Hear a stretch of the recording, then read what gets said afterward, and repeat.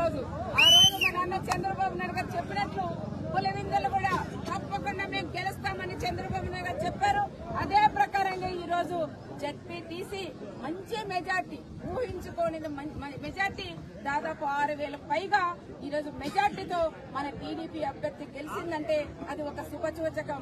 జగన్ రెడ్డి జైలుకు పోవడం ఖాయం అనేది ఈ రోజే కూడా మనం ఎలక్షన్ ద్వారా కూడా తెలుసుకున్నాం.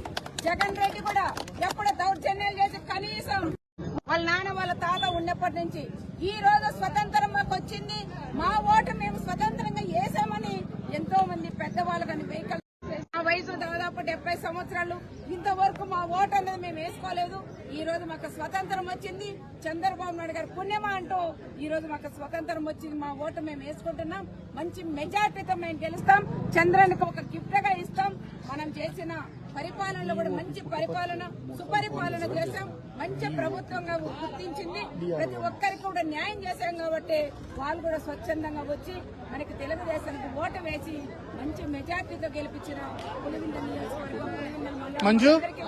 పేరు పేరు అనేది నమస్కారాలు కూడా తెలియజేసుకుంటూ